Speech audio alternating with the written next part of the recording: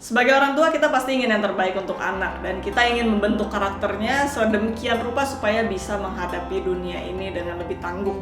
Nah, kalau ditanya nih 3 hal apa sih yang ingin saya tanamkan di diri anak saya? Sebenarnya saya mikir ini lama banget ya, tapi akhirnya saya memutuskan 3 hal ini, dan ini yang akan saya prioritaskan.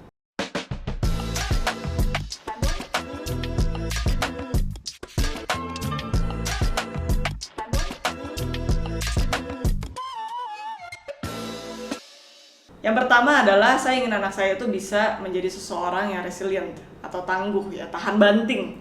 Kenapa begitu? Karena hidup ini ya nggak cuma pelangi dan indah-indahnya aja ya, tapi selalu ada challenges yang menghadapi kita. Nah, tapi yang saya tidak ingin adalah ketika dia menghadapi challenge di hidup ini, dia akan terpuruk dan tidak bisa bangkit. Yang saya inginkan adalah ketika ada challenge, dia bisa bounce back, dia bisa bangun lagi, tidak menyerah. Karena sebenarnya menurut saya challenge yang ada di hidup ini itu adalah sebuah pembelajaran. Seberapa tidak enaknya itu adalah sebuah pembelajaran, dan itu menjadikan kita manusia yang lebih kuat. Dan saya ingin dia belajar hal tersebut. Dan yang ingin saya sampaikan kepada dia adalah bahwa sesuatu hal yang tidak menyenangkan itu tidak berlangsung selamanya. Ya, yang membuat itu berlangsung selamanya kadang adalah pikiran kita sendiri. Memang kadang hal-hal tidak menyenangkan itu bisa menjadi trauma ya, dan itu memang melekat di diri kita dan mungkin tidak akan pernah bisa hilang. Saya pun mengalami peristiwa yang tidak mengenakan dan masih menjadi bagian dari diri saya. Tapi yang ingin saya ajarkan kepada dia adalah itu tidak selamanya. Ketika kita bisa berada di present moment, fokus ke saat ini dan sekarang, itu hanya akan menjadi bagian dari diri kita, tapi tidak harus menguasai kita. Ya, itu tidak harus menjatuhkan kita dan membebani pikiran kita selamanya. Itu yang ingin saya sampaikan ke anak saya. Yang kedua, saya ingin anak saya itu bisa acknowledging feelings. Ya, jadi saya tidak ingin dia mengabaikan emosinya sendiri atau perasaannya sendiri. Karena anak saya laki-laki, saya ingin dia terlepas dari stereotip bahwa anak cowok tuh harusnya nggak nangis loh, anak cowok tuh nggak boleh cengeng, anak cowok harus kuat, anak cowok harus menanggung semuanya.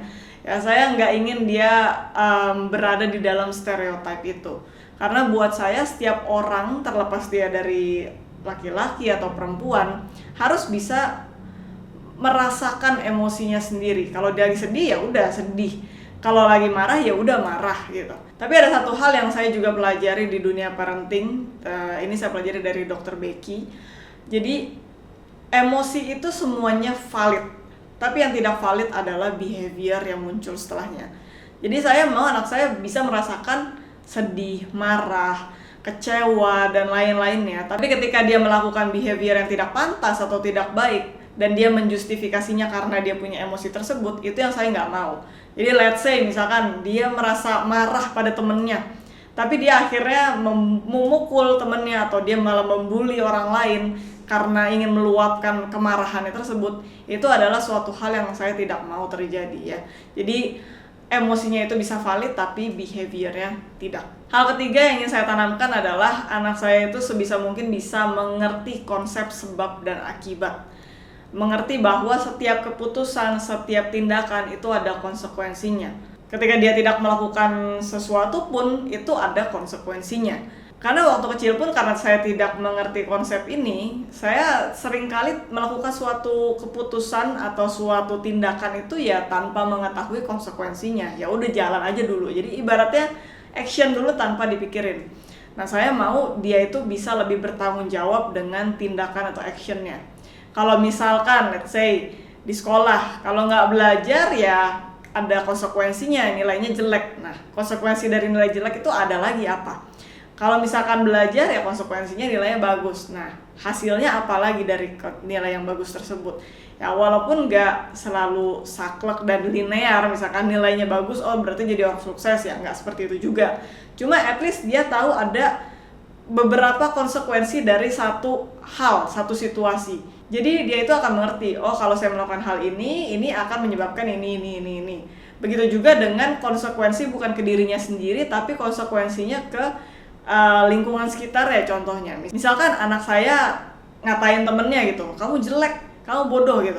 Nah itu ada konsekuensinya, oh dia akan menyakiti hati orang tersebut. Kenapa saya ingin menanamkan 3 hal tersebut? Karena saya ingin anak saya itu menjadi seseorang yang tough, tapi juga dia bisa berempati. Ya jadi bukan cuma strong dan hajar aja semuanya, tapi nggak bisa berempati dengan diri sendiri dan sekitarnya. Tapi saya mau dia bisa juga untuk membangun awareness yang lebih lagi gitu. Jadi bisa punya awareness yang lebih daripada saya dulu. Karena menurut saya jika quality ini dia bangun dari awal, ini bisa menjadi habit yang ya sudah menempel di dirinya, dibandingkan dulu dengan saya yang baru aware itu di usia sekitar 30-an dengan tindakan-tindakan saya, dengan thoughts yang saya punya.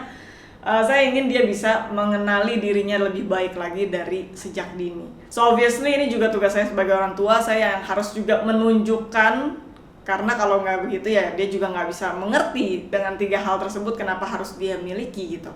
So itu juga proses saya sebagai orang tua dan sebagai manusia, dan hopefully dia bisa menjadikan bekal dia menjadi manusia yang lebih baik ke depannya, lebih baik bukan untuk dirinya sendiri tapi juga untuk lingkungan sekitarnya. So kalau saya tanyain ke kamu, either kamu sekarang udah jadi orang tua atau belum jadi orang tua, apa sih 3 hal yang ingin kamu tanamkan ke anak kamu untuk menjadi prioritas utama? Coba deh tulis di komentar, saya pengen tahu dan kita diskusi bersama. So itu aja sharing singkat saya hari ini. Kalau misalkan kamu punya cerita yang ingin kamu share atau experience yang ingin kamu share tentang hubungan dengan orang tua, bisa langsung aja ke komunitas kita yang ada di Facebook. Linknya ada di deskripsi. Di situ hopefully kita bisa bangun sama-sama komunitas yang solid, saling membantu jika teman-teman kita di situ ada yang punya problem atau challenges dengan orang tua. Alright, so hopefully kita bisa saling memperbaiki diri juga, dan kita nggak meneruskan generational trauma itu ke anak-anak kita ke depannya. Thanks for watching guys, sampai ketemu lagi. Bye-bye.